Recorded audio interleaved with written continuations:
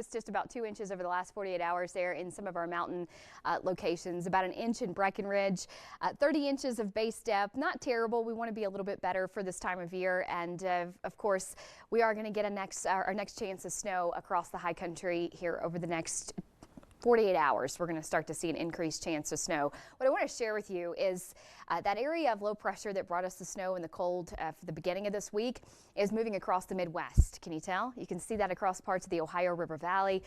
Atlanta at 56 degrees, Nashville at 36. So that front is making its way through parts of the Tennessee Valley and going to continue to really yield some pretty cold conditions all across the lower 48 over the next 24 to 48 hours. Temperatures in the 20s here, but wind chill readings in the upper teens right now in Colorado Springs. So it is still feeling pretty chilly out there, even though we've had a little sunshine. There is an area of low pressure that's parked across the Pacific Northwest. It's bringing a lot of wind and some feet of snow across the Sierra Nevadas. But that system will continue to kind of ride up and over a ridge of high pressure that's building in for us here locally, which is contributing to those calm and fair weather skies we've had so far today, and will continue to contribute to that tomorrow, even giving us even warmer temperatures by Thursday and Friday. So here's what's registering at the surface with satellite and radar. You'll notice some of the valley rain pushing in across the Bay Area just east of San Francisco, and snow there in the Lake Tahoe locations. What you can't see here is just the visibility is terrible because of the wind component with that storm system.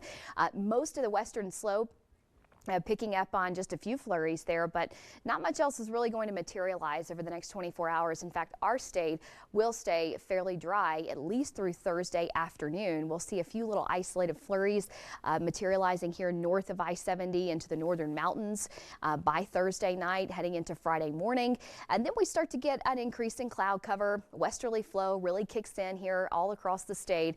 That will usher in some of the moisture across the San Juans, places like Telluride, and even parts of Steamboat Springs will pick up on snow by Friday afternoon and Friday evening. And you'll notice across the Sangre de Cristos picking up on additional snowfall by Friday night heading into Saturday morning. Some of the models are trying to point at some spillover snow showers here across the Pikes Peak region by Friday night. I think if anything, that will materialize very briefly. But with the track of this system, I think most of the lower terrain areas along and east of I-25 will stay fairly dry. But we will continue to get several waves of moisture and energy there across the mountains beginning Friday, extending through Saturday morning. So Thursday, temperatures are a little bit warmer, especially with that westerly flow kicking in. That will help to warm the surface even more as those winds downslope off the mountains, really allowing those temperatures to soar into the upper 40s to near 50 degrees. The only thing models don't pick up on oftentimes is the snowpack. So I do think we're going to have a bit cooler at the surface tomorrow. I don't think we're quite going to get to that 50-degree mark, but I certainly think by Friday we will be unseasonably warm. It's going to be pleasant, but just well above average by the end of the week. We do have a 10% chance of a few little snow showers there for Woodland Park late Friday night into Saturday morning, but you'll notice it's just a very low end chance. We expect most locations to stay dry through the end of the week, and those steady highs in the 40s to low 50s, and very nice conditions as we move through the weekend, with overnight lows recovering a bit as well into the upper teens to low 20s. Canyon City highs in the upper 40s to near 50 degrees on Thursday, even warmer for us on Friday. Gusty west winds will keep us extremely warm by the end of the week. And I say extremely warm just because that, comparatively speaking to where we've been so far this week, it is going to be a nice, pleasant end to the week. Back to you guys. Yeah, it looks very nice. I like how that sounds. I Nice, like pleasant. that.